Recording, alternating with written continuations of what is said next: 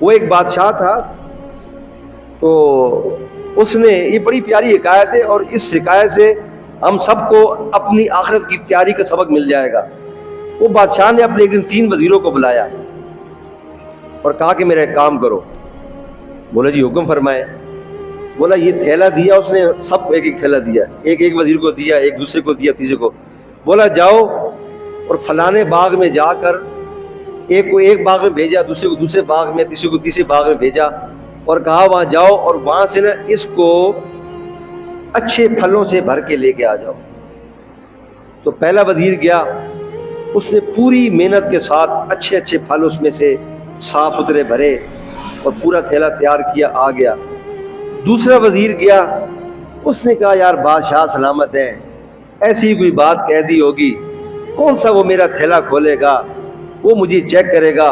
اس نے جو نظر آئے کچے پکے گندے میٹ اٹھائے اندر ڈال دیے، اور تیسرا باغ میں گیا ہی نہیں۔ بولا یار بادشاہ لوگ ہیں ایسے کہہ دیتے ہیں، اس نے کون سا دیکھنا ہے۔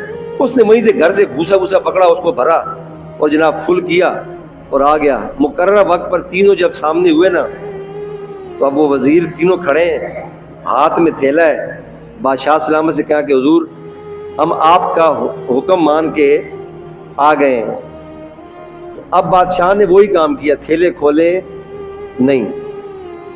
ادھر دروغہ کھڑا تھا، بولا ایسا کرو، وہ جو ہماری سب سے بڑی جیل ہے نا، اس کی جو فلانی کوٹری ہیں، تینوں کو اس کے اندر بند کر دو، اور بولا یہ تھیلا بھی اپنے پاس رکھو، تم نے 2 مہینے وہیں رہنا ہے اور جو تم نے اکٹھا کیا ہے اسی میں سے کھانا ہے۔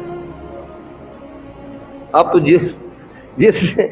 جس نے وہ صحیح فروٹ اکٹھے کیے ہوئے تھے، اس کا تو کام بن گیا، اس کا تو جیسے تیسے وقت اچھا گزر گیا، اور جس نے گلے سڑے مرچ اٹھائے ہوئے تھے اس نے بھی کچھ گزارا کیا، اور جس نے وہ جو بھوسا بھرا ہوا تھا اس کے لیے تو وہ موت تھی۔ اب یہ بظاہر تو چھوٹی سی حکایت ہے، ہم بھی میرا خیال اپنے رب کے ساتھ یہی کر رہے ہیں۔ اعمال کی تھیلی ہمارے پاس ہے اور ہم بھی معاذ اللہ رب کو داؤ لگا رہے ہیں۔